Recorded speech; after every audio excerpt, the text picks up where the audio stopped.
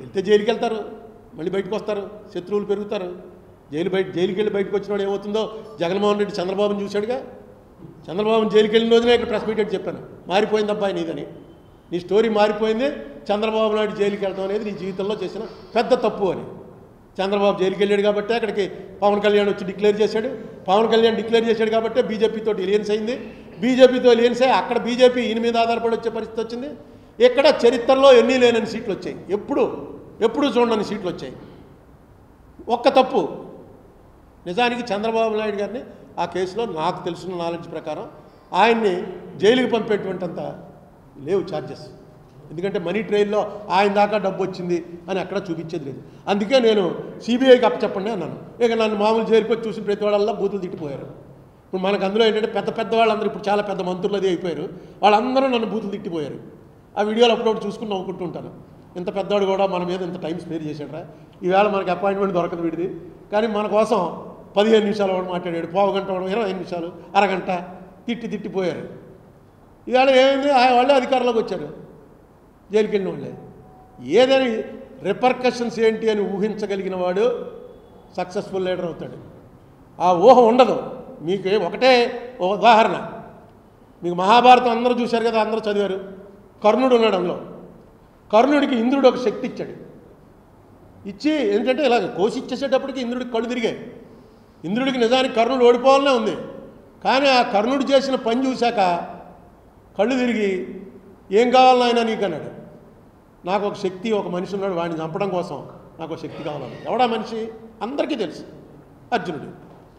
అర్జునుడిని చంపడం కోసం శక్తి అడిగాడు. ఇంద్రుడికి తెలుసు ఇది ఎవడ మీద వాడతాడో, ఇంద్రుడు ఇచ్చేసాడు ఆయన. ఎందుకంటే ఇక దయలో చెప్పేశాడు ఏం కావాలరా నీకని.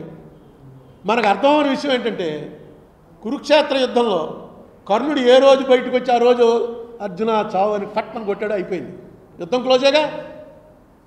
ఎందుకు కొట్టలేదు? పొద్దున్న లేచాడు, బయటకు వచ్చేటప్పటికి మర్చిపోయేవారట. యుద్ధంలో రాత్రి అంతా అనుకునేవారు కూర్చుని, ఒకరోజు అయిపోయింది. ఏంటి కర్ణ ఇది, రేపు పొద్దున్న లేవగానే ఫస్ట్ ముందు అర్జునుడు ఎక్కడున్నాడో చూసి పట్టణం కొట్టే అయిపోయింది యుద్ధం అని. నాకు నిన్న జ్ఞాపకమే రాలేదు, రేపు కొట్టేస్తాను ఉండండి అని. మొన్నటి పొద్దున సాయంత్రం అయ్యేటప్పటికి మళ్ళీ ఇదే పరిస్థితి. ఎందుకు మర్చిపోయేవారంటే ఇప్పుడు ముఖ్యమంత్రులు, మంత్రులు, అధికారంలో ఉన్నవాళ్ళు, అంతకుముందు జగన్ టైంలో అధికారంలో ఉన్నవాళ్ళు ఎందుకు మర్చిపోయేవారు? కాలమహిమ, మనం మళ్ళీ సెకండ్ అయిపోతాంరా, మనం మళ్ళీ అపోజిషన్లోకి వెళ్ళిపోతాం, వాళ్ళు రూలింగ్కి వస్తారు, ఇదంతా జరుగుతూ వచ్చింది అనేది ప్రతి ఒక్కడికి తెలుసు. కానీ పనులు చేస్తున్నప్పుడు అది జ్ఞాపకం రాదు, రాకుండా వెనక్కిపోతూ ఉంటుంది. ఇదే జరుగుతుంది. నేను మొత్తం అందరు రాజకీయాల్లోకి వచ్చే వాళ్ళందరినీ ఒకటే కోరుతాను, మహాభారతం చదవండి. మొత్తం ఇప్పుడు రాజకీయం అంతా అప్పుడు ఉంది. నేను కూడా చదవాలా, నేను కూడా వీళ్ళు పాండవులు కౌరవులు కురుక్షేత్రం క్లోజ్ అయిపోవడంతో అయిపోయింది అనుకుంటాం. తర్వాతే ఉంది అసలు కథ అంతా. ఆ తర్వాతే అన్నీ రాసుకుని వచ్చారు, ఎలా ఎప్పుడెప్పుడు ఏమేం జరిగింది, ఎందుకు అలా జరిగింది మొత్తం రాసుకుంటూ వచ్చారు. ఒకసారి ఎప్పుడైనా భారతం టైం ఉంటే చదవండి. నేను ముసలాన్ని అయిపోయాక మొదలెట్టాను అనుకోండి, చాలా ఇంట్రెస్టింగ్. ఈవేళ జరుగుతున్నది కూడా సేమ్ అదే. నేను చంద్రబాబు నాయుడు గారిని రిక్వెస్ట్ చేసేది, ఎందుకంటే నేను నా బయోగ్రఫీ, ఆటోబయోగ్రఫీ రాసుకుంటున్నాను, ఇతనే నా కోసమే అనుకోండి. ఆ రాసుకున్న దాంట్లో చంద్రబాబు నాయుడు గారికి దాదాపుగా 30-40 పేజీలు రాస్తాను. ఆయన పర్సనల్గా కూడా కలిశాను కాబట్టి, అందుకే రామోజీరావుని కలుద్దామని ప్రయత్నించి విఫలమయ్యాను. పర్సనల్గా కలిశాను కాబట్టి రాస్తాను. రాసే దాంట్లో నేను ఆరోపణలు చేయగలను, కానీ మీరు తప్పు చేశారని దానికి ఆధారం ఇది అనడానికి ఆధారం లేదు. ఇందులో మాత్రం దొరికారు. ఇది ఎందుకు తప్పు చేశారో ఇలాంటి తప్పులు ఇంక రిపీట్ అవనివ్వకండి. రేపు 11వ తారీఖున మా దాంట్లో కూడా మీరు మీ ఇమీడియట్ మీ అడ్వకేట్స్, మీ కౌన్సిల్ని ఆదేశించండి.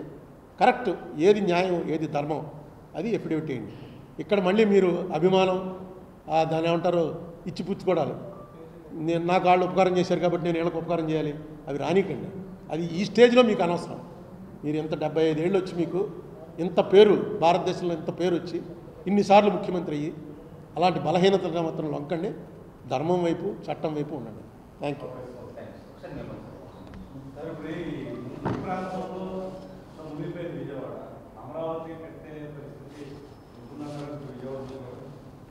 ఇవన్నీ మామూలేనండి. అమరావతి గురించి నేను అనేక సార్లు మాట్లాడాను.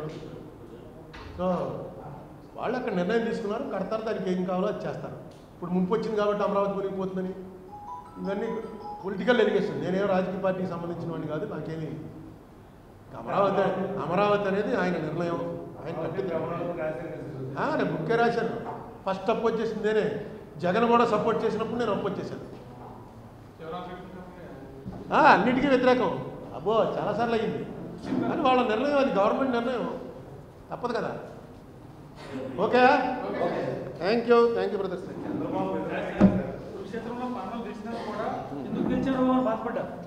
మామూలుగా ఒక పేజీ బాధపడ్డా.